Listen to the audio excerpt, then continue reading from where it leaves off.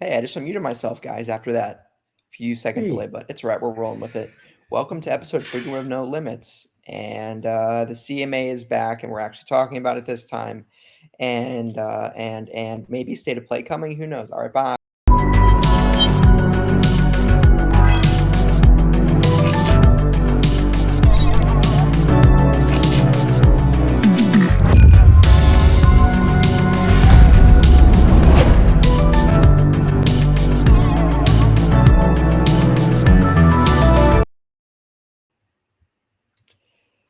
Hello, everyone. Welcome to No Limits, episode 31. My name is Taylor, and I'm joined by my co host, Sam, this week. Remember, you can find the video version of this pod over on youtube.com/save the game media every Tuesday. And while you're over there, make sure to subscribe to the channel. If you'd rather listen to audio, we are on all your favorite podcast services. And would love it if you could leave us a review. It helps us grow and we love any feedback. If you want to support us and get early access to all Save the Game Media content, head over to patreon.com/slash Save the Game Media and choose the tier that's right for you, just like our current patrons did. Bucky Blue, Hopple, Alpaca Tom, Aman, Fabulous Brianna, Brianna's mom, Brianna's brother, Brianna's wife, Nikolai at Night, Cypher Primus, Brendan Myers, Marcus O'Neill, Lillian, Mimi J, The Snack Network, David Hartwright, Dave Harp, the Xbox Expansion Pass. And yeah, again, please go over to patreon.com/slash Save the Game Media to check it out. You can also go back to our YouTube, like I previously said, and interact. I can't talk today, Sam. Interact with us in the Discord. I just woke up an hour ago. It's all right. Link is that's in the fine. show It's fine. notes. Yeah, it's fine. Yeah. So yeah, come talk to us in the Discord. Hey. Anyway, how you been doing, Sam? Still touch and go, as would be expected. Still very much in the throngs of recovery. But no, I'm not doing too bad today. Uh, Getting plenty of work done. I can now publicly say that I've been working on Hogwarts Legacy. Yep. Full walkthrough, nearly up at Wow. How many IGN.com. hours is that? I don't know. I would wager. I mean, I know the last time I checked, I was at 50 hours. Obviously, that isn't what it takes to complete the story. That is me going through, stopping, taking notes, etc., um, Mm. getting all the stuff ready for release. But I would wager probably since then I've probably put in another 20 hours. So I'm probably looking at about 70, I would guess. And I've just been going around doing some of the sort of side questy stuff, anything that's relevant. There's a thing that Hogwarts Legacy has done. I won't go too much into it to not spoil Mm. it in case there are people that obviously are still waiting or have only just started playing it. Obviously, you can choose which house of Hogwarts you go into. There is a thing that they do which has been a nightmare for me, in that part way into the story, there are exclusive mainline quests that are different depending on which house you're in. Oh So no. obviously, when I'm writing the walkthrough, I was going, I'm playing as a Ravenclaw. So I was just like, this is the mission. This is the mission that everyone's going to play. No, because Hufflepuff has a different quest, Gryffindor has a different quest, etc., etc. So that has now meant that over the past few days, I have had to speed run the game 3 additional times to get to that point in the story where these exclusive, unique quests happen, That's to unfortunate. make them their own unique pages within the wiki, so that regardless of what house you're playing, you can follow along with the guide. So yeah, that's been a bit of a ball ache, I'll admit, but I'm having fun with it. That's kind of gone into what you're playing, but that is what I've I been know. playing, Good.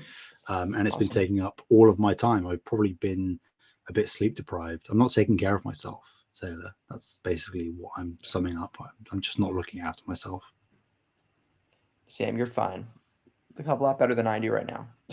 What's that? I beg to differ, but thank you, much appreciated. No. How are you doing? I'm all right. A little overwhelmed because I just moved uh, between 20, what is it? I guess 2,400 miles away. Hell That's a long yeah! distance. So So I'm still getting used. I start assembling my apartment, and in fact, what I'm sitting on right now to podcast with you today on is my bed, because my sofa's in the living room that I still have to assemble, and tables and things. So, like I said to you in the pre-show, hopefully by this time, next time we record next week, I'm good to go. Wait, my PS5 is still on the other coast. I need a my dad's waiting for me to give him the green light to push the box over here. So hopefully that gets here in one piece and all that jazz. I have my Switch with me though. I could be playing that, and there's a hell of a lot of excellent Switch games that are coming. Especially, I can't wait to play Metroid Prime Remastered that got announced in the recent Direct. I did not see that coming, and I'm extremely excited for it. Mm-hmm. I expected it. I'm not sure. Like it's because of Metroid Prime 4 as well. It's so weird. Like there's been things in the pipeline seemingly for so long that I can't remember whether they had talked about a Prime remaster or not before. But it definitely wasn't going to be a shadow drop like that. I think that was the thing more so than anything that took me by surprise. The fact that they were like today, because that's not really something Nintendo does all that often, right? Yeah, they usually.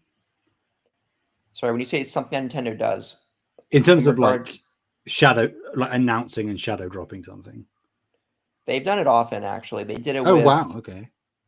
Well, actually, I say that, but I'm trying to think of more concrete examples where they did that. I know that they've done it frequently in the past with a lot of indie games. They would shadow drop and release it, but Okay. those are indie titles. I'm trying to think of first party ones. Not that it's necessarily the same caliber, but have they ever like shadow dropped a Smash Fighter or something? Actually, I think they have. Let me see. I'm just going to Google it. That Smash feels like something they might have done. Shadow Drop Fighter. Either that or I'm talking nonsense, which is equally as Well, actually, likely. yeah, I think. No, actually, no. The Joker announcement that was delayed by a couple weeks from the 2019 Game Awards, Mm. or the 2018 Game Award, or was the Tokyo Game Show? I forget which. But actually, no, it was the Game Awards. I think they've done it with indies in the past, but I guess not so much with first party. But the kicker is for Metroid, they're releasing the remaster for $40 US, Mm-hmm. and it's Nintendo. I expect that to be 60 through and through, Yeah. especially considering they're increasing Breath of the Wild's price to $70 US. Yeah. Sorry, I mean Tears of the Kingdom. But yeah, so We know what you meant. That's fine. Yeah. yeah, Yeah. No, I mean, fair play to them. yeah. I'm really hoping for a new Mario game this year, though. Oh, 3D Mario, because of the Mario movie. I hope pushes them over the edge to do something. you'd think so. You'd think so. And it feels like it's been enough time from because Odyssey must have been the last one, right? I'm not missing any. Apart from like I guess Bowser's Fury, but does that really count? I Kind guess of. I still have it with me, and I've yet to play it. I can play that on my Switch. I should do that. Yeah, there you go. Gave you an idea. Yeah. You're welcome. And Luigi's Mansion 3, I still need to play, and Kev's I Indian suppose Mountain. that's adjacent. Yeah. So Jason, yeah. So, but anyway, this is So I get haven't that been playing. Nintendo stuff out Yeah, of I here. haven't been playing much, but that's where I've been excited about games recently. Yeah. Although Fair. I do want to pick back up PlayStation, and finally, for what's on my docket when I play my PlayStation again, I definitely think that um finally finishing Ghost of Tsushima after Yes. so much time. I'm on the precipice of finishing Act 2, but I put it to the side, one because I was finishing college, number two, and God of War Ragnarok came out and I played that, but Mm-hmm. coming back to that game, um, Hell yeah. I think I will. Yeah. Well So worth it. thanks. Oh yeah, I'm excited. So there, and and play Mafia Definitive Edition on PS Plus, which I need to renew. I haven't done that yet either, but that is on my to-do list as well. Yeah, I never played Mafia either, so yeah.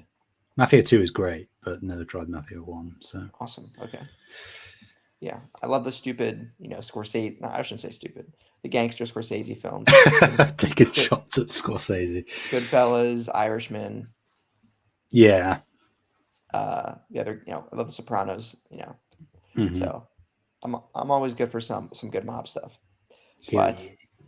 anyway, getting into the news for this week, it's been somewhat of a light, in my opinion, somewhat of a light PlayStation news week. We do have the CMA coming in here as a fourth story, but I'll save that for later. Hmm. First off, Gran Turismo 8, the what will be the sequel to Gran Turismo 7, Sony's premier racing franchise. Gran Turismo 8 is in early stages of development, and maybe it's releasing on PS5. I put in there as a question mark because Gran Turismo has a notoriously long development cycle, right? I think on the PlayStation 3, did we only have Gran Turismo 6? Or I think we had GT5 on there too, right? Yes. Yes. But Gran Turismo um, 6, I remember distinctly. It was one of the last major games to release for the console. I think it Hmm. released after The Last of Us. Um, in the days of the PS3 Super Slim, for those who remember. Back in the good old days. Nifty little ashtray toaster console. Yeah. But we had GT, yeah, only had GT Sport on PS4. So now we have GT7 on PS5. And in an interview with a Japanese video game outlet, Game Watch, the longtime director of Gran Turismo at Polyphony, the developers of Gran Turismo, Polyphony Digital, the director Kazunori Yamauchi said the following, quote, "I'm starting to run towards the next one, but I can't tell you yet." The next one in this case referring to GT8. Yamauchi said of the future Gran Turismo that also, quote, "It's a pity that I can't talk much.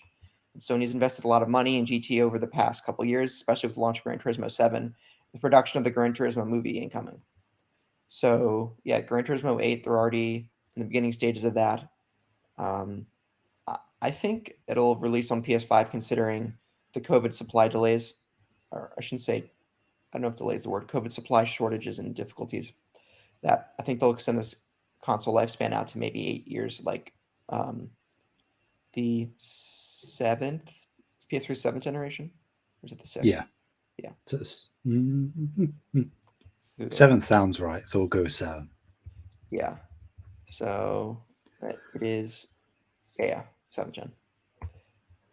But yeah, so GT8 is they already have that coming up, and I haven't played GT7 yet, but I know it had mixed, or I should say, from the gaming enthusiast crowd, had a bit of mixed reception due to the erroneous amount of um, game time needed to grind to get currency. But I think they fixed or tried to fix that.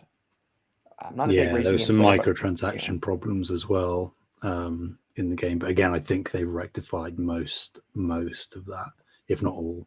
Um, Gotta say, like Gran Turismo has never been my thing. I'm just not a car person. But then, looking at this, it's not surprising because it's like saying another Forza Horizon is in development. Like, of course it is. That's just that Xbox has Forza and PlayStation has Gran Turismo, and that's how it's always been, and that's likely how it will always be. Um, so not a surprise. The whole releasing on PS5 thing. mm, I don't know. I can definitely see it, especially like you say, if they do extend the life cycle of the console. But I think that there's like a preconception with both like Forza and Gran Turismo, where they are like the technical showcases. They typically have sort of best in class graphical fidelity, ray tracing, frame rate most of the time, and not that necessarily excludes just having one per console generation, but I don't know. I get the feeling that PlayStation and Polyphony kind of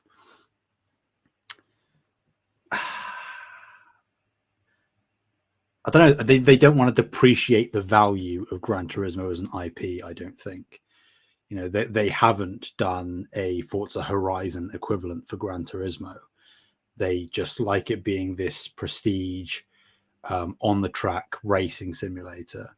And with that, and then the whole graphical showcase thing, I think that I would generally, I think, lean more towards it instead being like a PS6 launch title. Having something megaton that is gonna rope in that genre fan base, and can also then demonstrate the technical capabilities of the new console as well. And then that just gives them time to support GT7 in the meantime. Like, we've seen them do the PSVR 2 thing for launch. I can very much see there being iterations on that, new tracks, cars, etc., features being added in VR or otherwise. But you never know. You never know. Like you say, GT movie is coming. So they might want to capitalize on that a few years down the line because it's not coming this year. You never know, I suppose. Anything can happen, but it's coming. Yeah. I've always wanted to try the game with a real racing wheel and pedals, like Kev stole my racing wheel and pedals from Extra Life. But I think, oh no, side note, I feel like PSVR 2, GT7 on that should be quite the attraction. If I just think I've it'll be heard really good cool. things. Yeah. So, but yeah, and for the Gran Turismo movie, over under 60% on Rotten Tomatoes. oh, you couldn't have gone 70%, could you? I'm gonna go under. I'm going to go over. I don't All think right. it'll be by much. But it's Neil Blomkamp doing it. I love most of his other films. I think that having David Harbour in it is cool.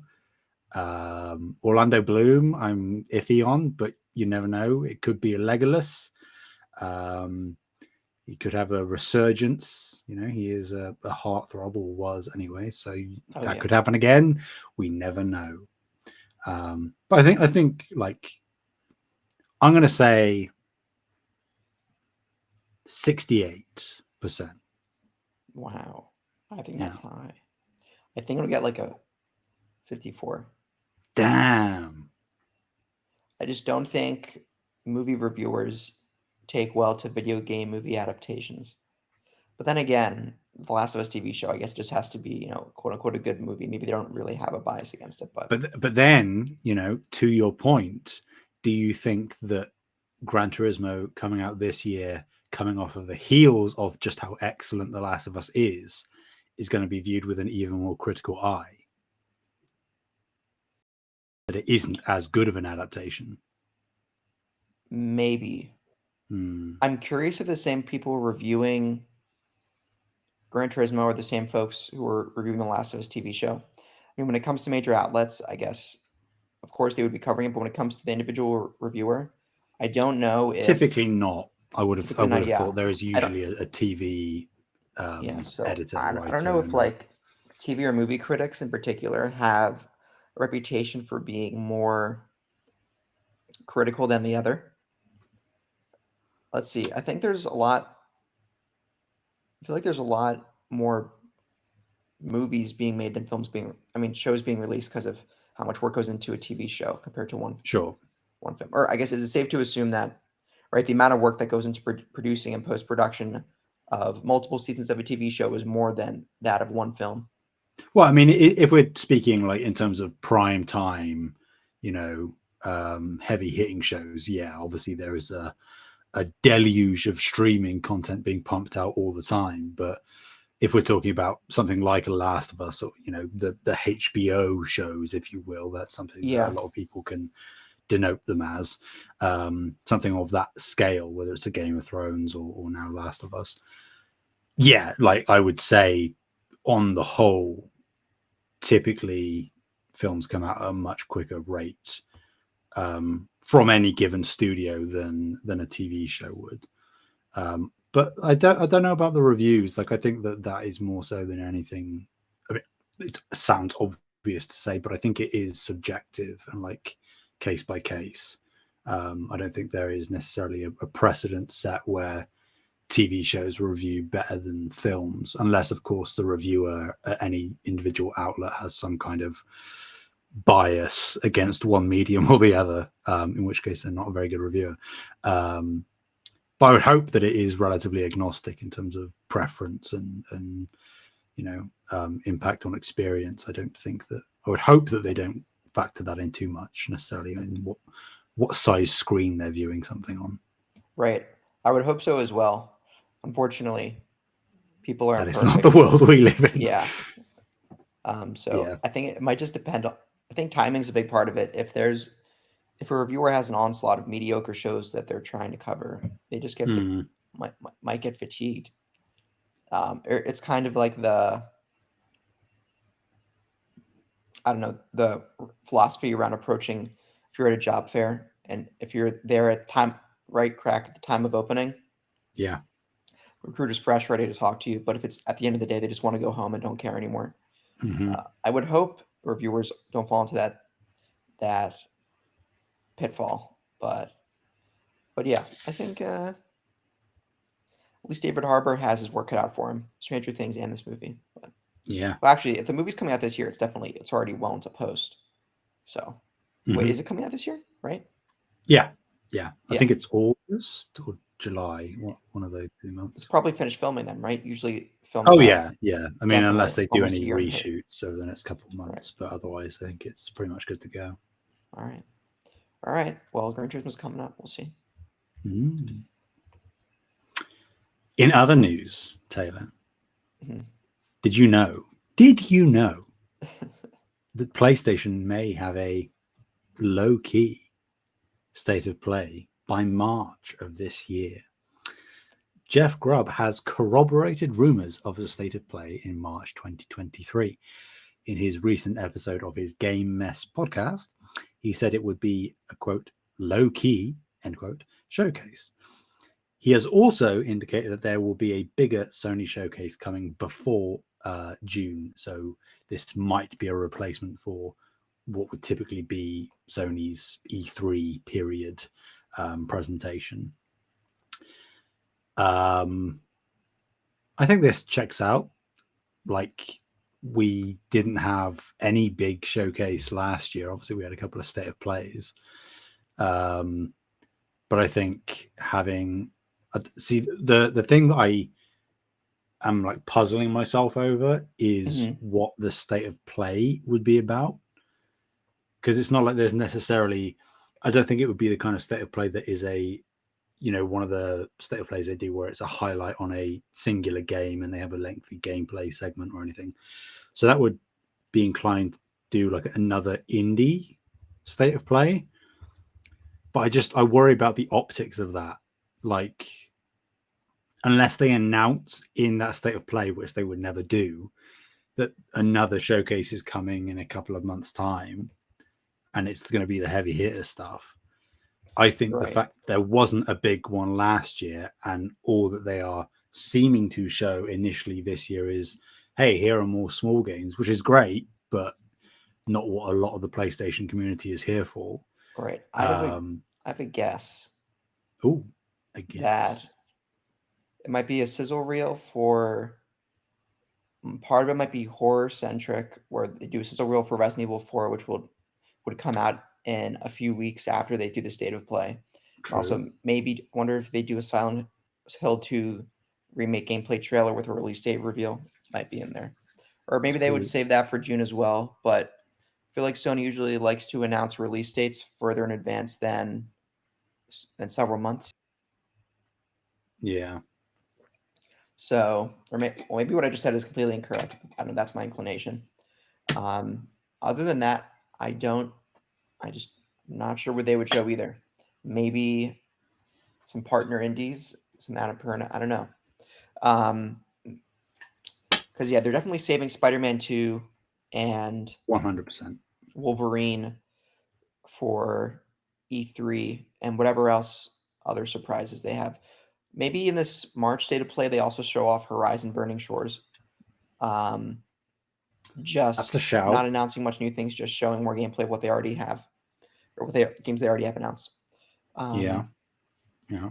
That's what Probably I'm. a Final Fantasy 16 trailer, maybe a little Oh one. right, that game is supposed has a set release date for June, correct? Yes. So yeah, I guess maybe that'll probably be in the big one actually. Right, that'll be the But big hey, we one. can speculate on both. Yeah, Silent Hill 2 is yeah. They definitely have some ammo to Yeah, throw there. please. Our fantasy critic needs it. Um, Our Fantasy Critic ain't that bad. no, I actually, the more I look at our fantasy critic, I actually think we're probably going to be quite safe. We might not necessarily win, No, Factions is but I gonna think tank. we'll be quite close. Because like even I the don't know. first few on our list, we've got Resident Evil 4 remake, Jedi Survivor, Diablo 4. I'm like, those are high 80s at the very All right, least. but we have Factions. All right, Hey, it could happen. like I think we What could if win what if in this big showcase, hear me out.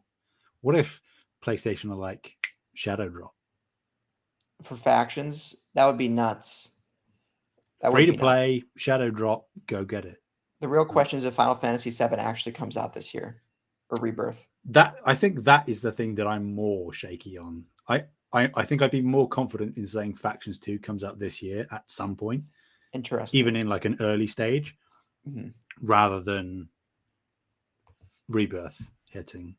Because even though they've said winter 2023, that's still too shaky to me, even though Factions hasn't said anything about a release date. We've known about it for longer. So theoretically, it should be coming sooner, right? That's how things work. Right. Yeah. Yeah. So there, Jeff Grubb's State of Play possibly come before June. And next up, there's God of War TV show got a progress update. The Amazon TV show for God of War. So in a recent interview with Deadline, Catherine Pope, the president of Sony Pictures Television Studios, said the IP is becoming quote more and more important. That seems quite obvious, in my opinion, especially given The Last of Us recent TV success. Pope also says God of War show will be taking a similar approach to the Last of Us TV show, expanding lore while keeping key plot elements. And she also goes on to say, quote, I know the game pretty well, and I'm so impressed with what they're already doing in terms of building out that world and expanding, keeping all the values of the game, but also expanding it so that if you don't know the game, it's still going to be a satisfying show on its own. This comes to us from Jacob 8 at Superhero Hype. So, yeah, God of War TV show, get excited. Please be excited. I am excited. I am. I'm arguably more trepidatious about this than I was ever worried about the Last of Us show. Because I just think that The Last of Us is such an easy story to adapt into a television series. Whereas I think God of War, particularly the Norse saga stuff, I guess you can, but I think it's a little less easy to assign like chapters or episodes to. Obviously, there are definitely like key pillar stones of the journey that they go on, but I just think that like I don't know, The Last of Us has like the seasons and stuff. They have very self-contained encounters, Henry and Sam, Bill, that kind of stuff. And also, I think even more so than The Last of Us, casting is going to be real important as to how much sort of hype I have. Because if they don't get Kratos right, then it's like, what are we doing here? If I look at the news one day and it says that, I don't know, Dave Bautista has been cast as Kratos, or Jason Momoa has been cast as Kratos, I'm gonna not be very happy, Taylor. I'll tell you now. What, you don't Because think they're good actors? Dave Bautista, not particularly. No, Jason Yeah, Momoa, I think he's they're okay. hit and miss, hit and miss. They're not great actors, right? There are definitely better ones. I'll give you that. Christopher Judge is too old to play himself, so I don't think that's going to work. Yeah, that would be like ideal if the age and sort of stuff lined up. Yeah, he's in But his I think 50s, which is hard to believe. the boat is just about sailed. I think he's not far off, but it is maybe a little bit too out of reach by the time the train actually gets running on this show. And obviously, like wanting to probably do multiple seasons, it's like I don't know. But hey, The Last of Us is excellent, exceeded my expectations thus far. So I guess have faith in them. I think as well, I'll be really happy if Corey Barlog takes a similar role to what Druckmann did for The Last of Us. Maybe not as extensive because Neil was like really in the weeds with Last of Us. Right. But if he's like an executive producer, maybe directs one episode, helps with the writer's room a little bit. I think that would give me a lot more confidence in the direction that they're going to take. Because, I've known, I think we've all known that both pre and post release of 2018, Corey Barlog was like talking about a lot of things that he wanted to be in the game that were like cut or weren't quite as expanded upon as he wanted to, like Alfheim, the Elf Realm. He said like that was a super long quest line and it was cut short for 2018. And I know that it got picked up again in Ragnarok, but we're picking at straws there. So the expanding lore while keeping key plot elements, that sounds like exactly what The Last of Us did. So if it can bring a bit more of Corey's vision to life, then I'm all for it. Right. Yeah, same here. I don't think I have anything else to add. I was trying to think of good actors who could bulk up for that role. It's tough. Tom Hardy becoming Bane, could someone become Kratos? Yeah. And I don't know. Maybe Hemsworth. No, I was about to say Hemsworth. Hemsworth doesn't have brown hair. You need to dye his beard. Yeah, and not that it's like a thing that we have to get into in terms of conversation, but it will be interesting to see what ethnicity the actor is. That's a good point. So Christopher Judge himself is of some African. I think he's African American. Mm-hmm. Christopher African American.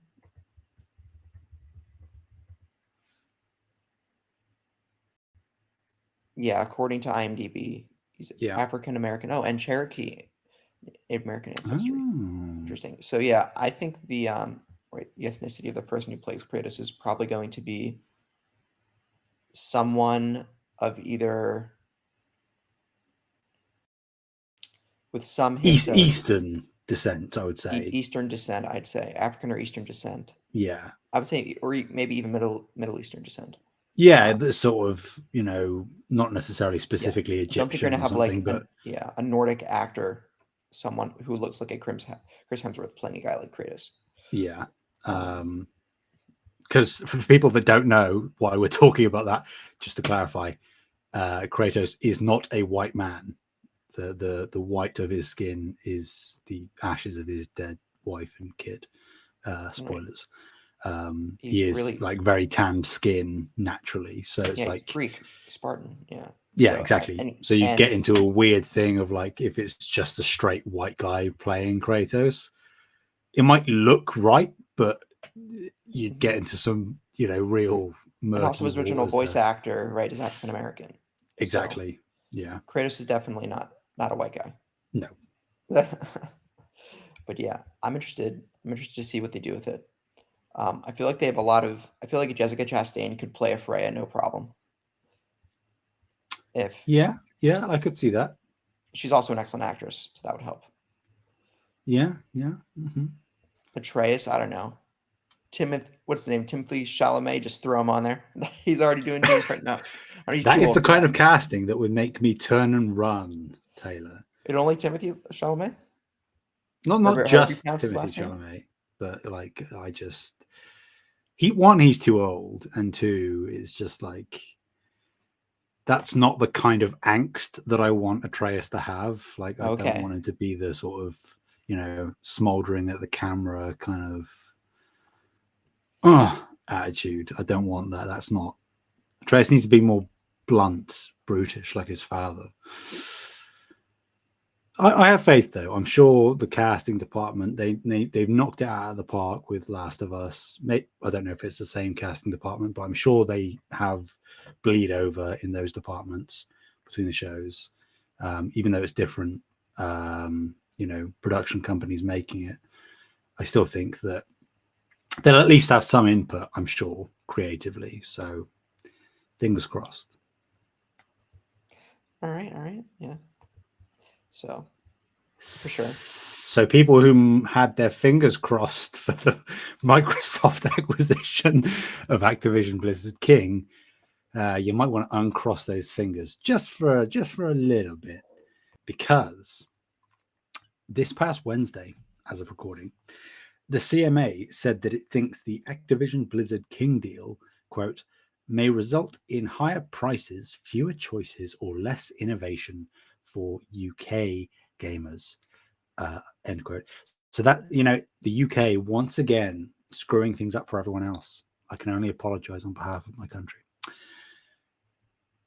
They suggested different avenues of clearing a path for the acquisition, including, quote, partial divestiture of Activision Blizzard, end quote, such as the Call of Duty franchise, or alternatively, it views Microsoft's stance to keep COD on other platforms as less favorable.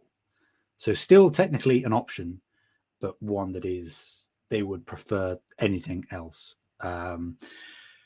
So in last December, the US Federal Trade Commission, the FTC, set out to file a lawsuit to stop the acquisition, and the EU issued a charge sheet showing its objections, as well as we have spoken about just never-endingly. There's just so many people saying they don't like this deal, and Microsoft are like, no, please let us do this deal. Continuing, though, investment analysts from the financial firm McKay and Pachter said the CMA's response is evidence it, quote, knows it has a losing legal argument, end quote, and the FTC realized this earlier, which is why they pursued suing Microsoft to get the most concessions they could.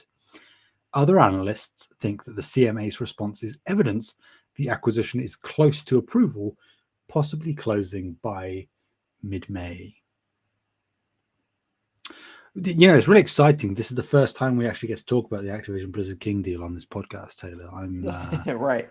I can't After wait. 6 months or something? Yeah. After 6 months without mentioning it again. Yeah. But yeah, I don't know, Sam. What do you? I think this is evidence the deal is eventually going to go through, and I don't know if it'll be quote unquote, perfect with every ABK property Microsoft achieves, but I think it'll go through with COD on all platforms, and that'll be that. Yeah. It's interesting. I still think like there's so much up in the air. I can't even envision how this is going to end. Like you said, I think it is closer to being done than not, because the CMA kind of seemingly is trying to pull a bit of a Hail Mary, just like throw everything at the wall, see what sticks in terms of an argument. Not that I necessarily think that their argument is completely unfounded, but I think that it's greatly exaggerated. So yeah, I don't care anymore. Yeah, I'm tired of talking about this, but considering the CMA set out a provisional decision, I felt like this was worth mentioning this time. Yeah, it's another rung in the wheel of this thing that has just been chugging along for about a decade now, if I remember correctly. Right, that's how long this thing's been going on. A year since last February, and this started. Oh, it feels like a decade. Yeah, it does, though. It does. Yeah. Litigation and legal negotiations always feel like everything takes a decade, multiple decades. Yeah, but On to, I think this is one of the more interesting stories I've seen recently in the gaming space. The PS5 has large PS5 hardware to physical game software sale discrepancies in Japan.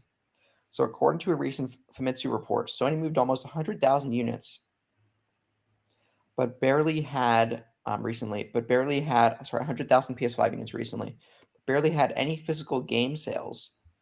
Um, the total amount is less than about 4,500 physical games, with no physical software breaking the top 10 of Famitsu sales charts. And while digital games are gaining major sales traction in the game space, of course, usually the split right now is about 50-50, 60-40. Mm. Having a discrepancy this large, less than 4,500 physical game units with over 100,000 PS5s, or almost 100,000 PS5s, that is quite the huge discrepancy. Some people on social media are theorizing that large swaths of PS5 stock are being bought in Japan, but then being shipped to China or elsewhere overseas. The credence to that argument might be coming from how much weaker the yen is becoming due to inflation. For those who don't know, a lot of Japanese video game companies, and I would assume also other Japanese employers, instituted a pay raise to all their employees on the order of around, I think, 20 to 30%. I think Nintendo did about 10%, just because the yen is losing its value in the world market, in the global market so quickly. Um, so maybe some Japanese folks thought they could get a better exchange rate if they sold their PS5 elsewhere. Um, I think that's a little bit of a stretch, but scalpers are still Mm. large. I saw pictures on social media of folks still buying up 6, 7, 8 PS5s at once in Japan.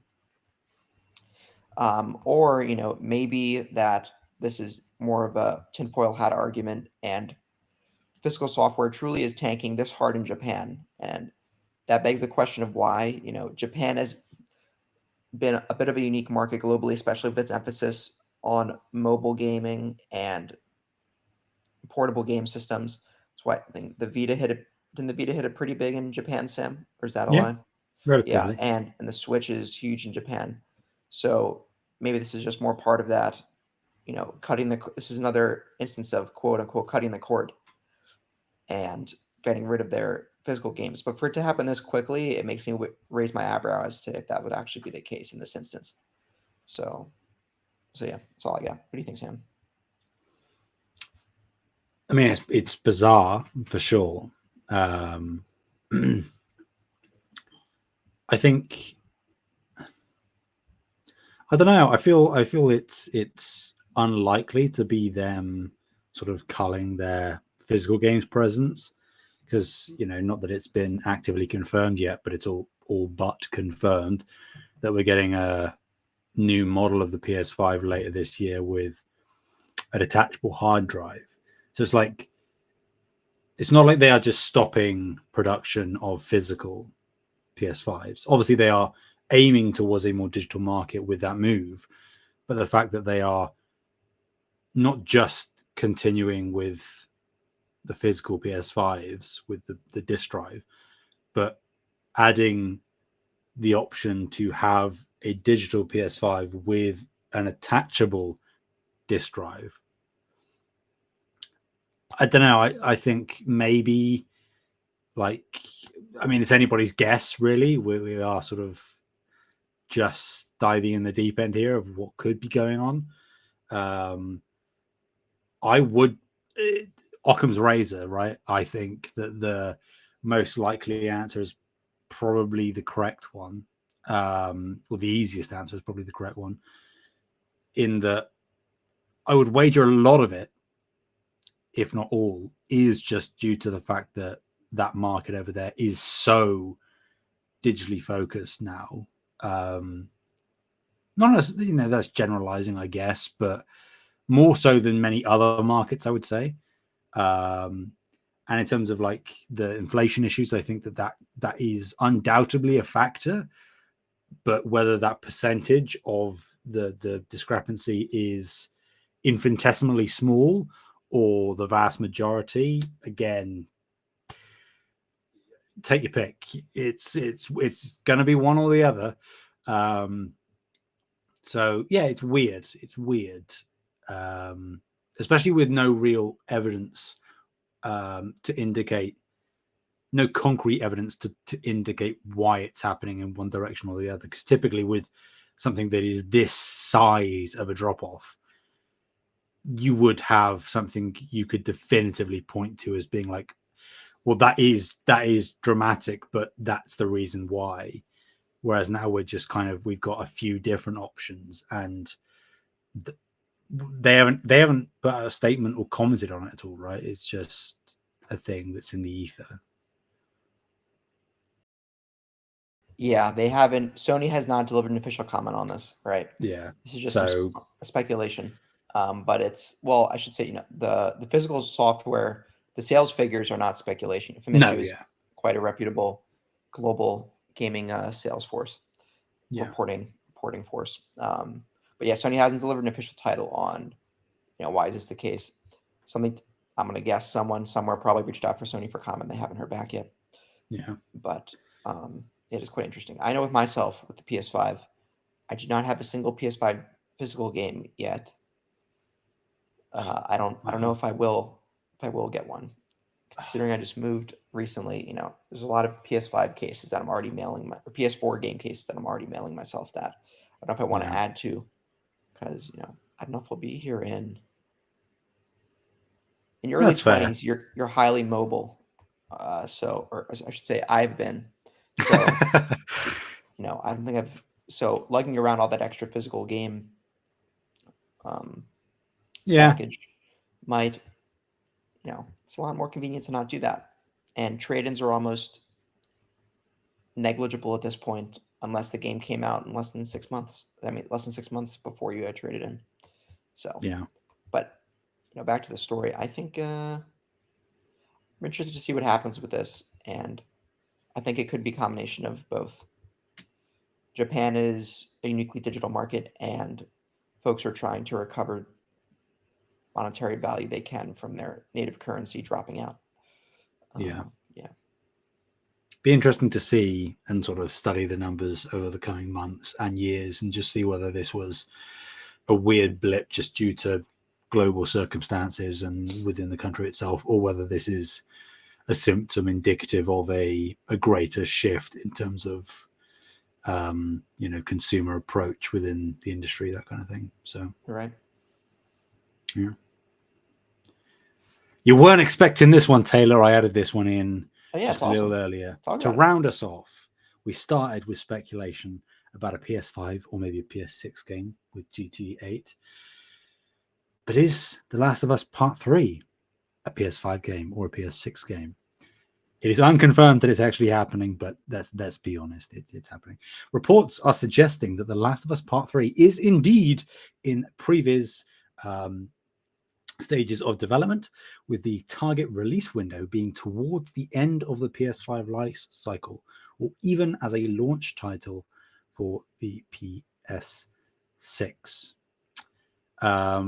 So this doesn't necessarily have any concrete founding in terms of evidence. Why did my screen just go black? That's so weird. But the rumor mill has been percolating for a while about The Last of Us Part 3, especially with the show coming and the success of that. Will Sony force Naughty Dog to make The Last of Us Part 3? Neil saying they have a story written out. We're getting a Last of Us Part 3. It's just a matter of when.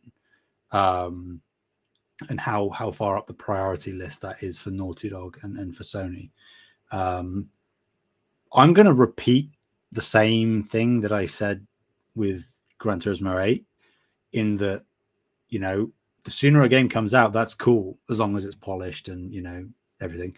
The sooner it comes out and I can play it, great. That's me happy. I don't like waiting. But that being said, I still think that out of these two options, assuming that this is indeed the window that they are sort of spitballing to try and get The Last of Us Part 3 or whatever that ends up being out, I would prefer it to be a PS6 title. That doesn't necessarily mean that it can't be cross-gen, because of course it would be. But I think that having a big blockbuster game specifically for the launch lineup of this caliber is something that has happened before, but doesn't happen as often as we would probably like it, because typically, historically, launch lineups have been relatively lacking on the whole in terms of really big, high quality stuff, particularly from first party anyway.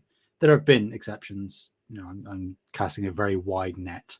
But I think, envisioning a world where you have like a GT8 and a Last of Us Part 3 launch day, or, even, let's be generous, launch window, that's like really impressive. That's a way that you can build up hype.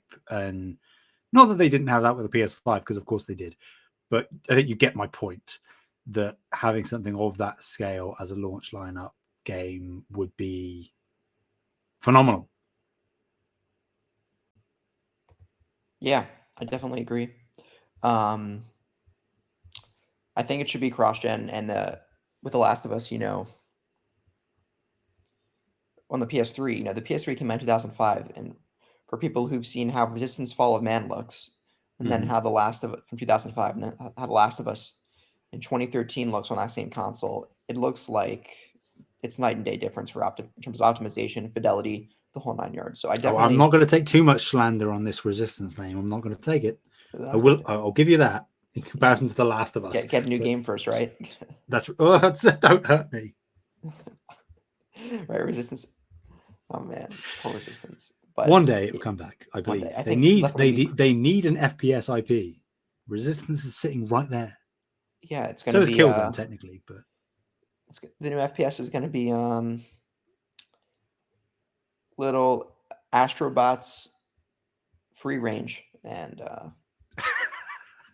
yeah, we're gonna shoot PlayStation mascots. The more you're saying, the more I'm liking it. Make it happen. Let's make it happen. And that, in all realness, I think Last of Us Part 3 would be cross-gen with a $10 upgrade probably for PS6. Yeah. But some people I heard were saying, I don't know if they're going to do Last of Us Part 3. I don't know if they're going to do it. And I'm here saying, it makes so much money. Look at the show. If anything else, Neil would be absolutely pressured by executives to do it. I don't care what he's saying publicly, internally. They want this franchise to make as much money as they can. So he's definitely, I think, on the way to doing it. So yeah. And maybe in Last of Us Part 3, okay, a quite speculative question. In Last of Us Part 3, do you think there will be a golfing minigame? Yes. Okay. Did you say wait, golfing? No. What minigame? See, it's not. I have to repeat it now, and it's not going to be funny. No, but I said, is there going to be a golfing minigame? Yeah, that's what I thought. Golfing. Oh, I thought. Okay, hang on. Whoa. Cross wires here. I thought you just said that you thought I said dolphin minigame. No, golfing. Okay, right. Okay, we're on the same page then. That's fine. That's good. Why do you want a golfing where'd you get dolphin from? Why would there be a dolphin? Actually, are you a golfing minigame enthusiast, Sam? Not even slightly. No. So where's the desire for this minigame come from? I don't know. Abby just has like a good swing, I just. Oh right. Oh, how did I miss that? Yeah. I'm not going to spoil that in Last of Us 2, but listeners, if you know, you know. I'm surprised it took me that long to get the joke. It's okay. It's fine. It's fine. Okay, but I was going to say, it wasn't well constructed on my end. Do you think we play as in Last of Us Part 3? We'd play as. I don't think we'd play as both Abby or Ellie again. Do you think we'd play as one or the other, or someone completely new?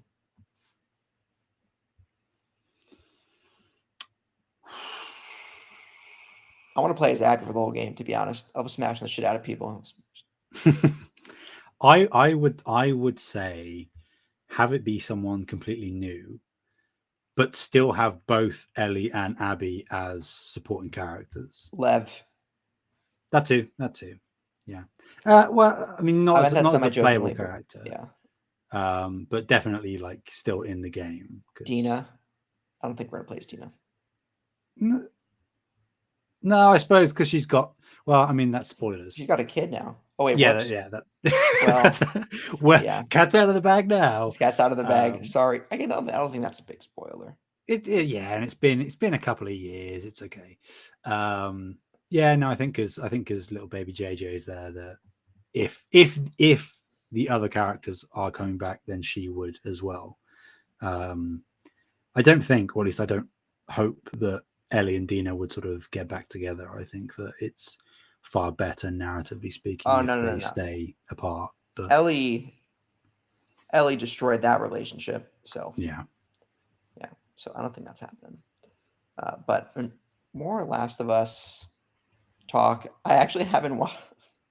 Well, I have not watched Last of. Oh, yes, I did. Okay, let me back up. Last of Us episode 5 came out about 36 hours ago. It would have come out after we recorded the show, but because the Super Bowl is tonight, they pushed the release of that episode up a couple days to Friday. goddamn So Americans. yeah, I haven't watched episode 5 yet, but I did watch episode 4. So Frank and Bill was episode 3. Yeah. Episode 4 was the trip to, I forget what city they're in. Oh wait, no, episode Kansas 4, City. they're going to Kansas City. Yeah. And from this point forward, we're going to be talking about some spoilies for it. So if you don't, plug your ears if you don't want to listen. But we're approaching Sam and Henry, and I think there's a lot of exposition here that I don't remember from the game that they added. In terms of, Yeah. well, Joel and Ellie were ambushed. I remember that from the game in their truck, but I don't remember Sam and Henry being so much of an look into this other group Sam and Henry were part of. And frankly, I was a little bit confused if the group that the survivor group that they were showing, or the group that was responsible for raiding Joel and Ellie, if they were Yes. Sam and Henry's friends. Sam and Henry's part of their club, or no? Episode 5 does expand on this, but Okay. The people that ambush Joel and Ellie are part of that larger faction that you see get introduced in this episode. You get more. Sam and Henry, are they part of this faction? They were. That's all I'll say. Which is okay. different from the game. Yeah, there's a lot of difference from the game. I'm like, I don't remember this, but yeah, I'm a bit confused right now. I should say plot wise by it, but yeah, like the leader of the group, the female Kathleen, she's not in the game at all. Right, she's not in the game at all. Kathleen. Yeah. She's sort of just used as this. I'm not going to say just used as this, but it's kind of used as a narrative device to flesh out why people would do something like ambush a Joel and an Ellie. Again, that's expanded upon in episode 5, and it's kind of it's actually really interesting. Again, I'm not going to spoil it, but leading into episode 5, you understand why specifically they have not only introduced a character like Kathleen and given the backstory to her, but also a number of things that I'm trying really hard to avoid spoiling anything. A good number of things actually that you see in episode 4 that are kind of glossed over, come back in a very big way in episode 5. Okay. So it's kind of like the Bill and Frank episode being a self-contained singular thing. Yeah, that's what it seemed like. Episode 4 and was 5 very much are like a couple, a duo that fit very nicely together. All right, thanks. Well, I have to watch episode 5. I apologize for not watching them How so dare promptly. You've got nothing else going on, Taylor. What are you playing Thanks. Yeah, I had a couple things going on, but yeah. Stop it! Don't be silly. Priorities, Taylor. Priorities. Right. It's not like you're moving across the country or anything. Oh wait. Yeah, I'm excited to watch episode 5. Episode 4 was like textbook, or sorry, the Kathleen part was out of the ordinary. Before that, it was kind of textbook the game. Yeah, Bill and Frank very much seemed like an aside. Episode 4 we're kind of trudging on. I know episode 5 from the thumbnail. There's a lot of clickers involved. And My that's lips are sealed. sealed. That's about all I know. And I'm dreading the suicide we know is coming as well. Or is it? They could change that, I guess. It wouldn't change that. Or would they? Hmm. Maybe. Keep you on your toes, Taylor. Yeah. How many episodes did they say this first season was going to be? 8? 9. 9? Yeah. Okay. So we're over the halfway point now. We are. And they confirmed second season with being part 2, or is that speculative? No. Well, I might have even covered the story and I forgot we did. We kind of did, but kind of didn't. Technically, it's not been specifically confirmed as far as I'm aware. I am a bit out of the loop the past couple of weeks. I've been busy with things, as have you. But from what I remember, Druckmann did tweet something, which was the little announcement video saying, season 2 is coming or whatever. And he said specifically season 2, Arrow, part 2. So if you're looking at that objectively, you're like, okay, that means season 2 is going to be covering part 2, which makes logical sense. But it's not like as concrete as it could have been. So it's like, does that just mean that season 2 is going to be called part 2? Does part 2 mean something different in this medium? Does it mean something, contextually? Is it something different? I don't know. But we're getting more Last of Us. That is confirmed. I can tell you that. All right. Well, there you go. So yeah, excited to see what happens with it, and yeah. So I think with that said, we're gonna wrap it up here, and thank you all so much for listening. And you can find us over on youtube.com/SaveTheGameMedia, and don't forget to check out the Discord if you want to hang out. Links are in the description. And Sam, where can people find you? As always, people can find me on Twitter. That's at Sam Heaney, Heaney.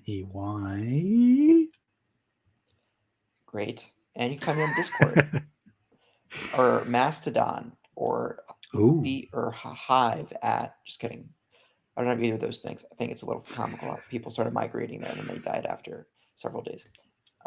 Actually, not the people, the platforms. Morbid. That's morbid. That's morbid. Until next time, guys.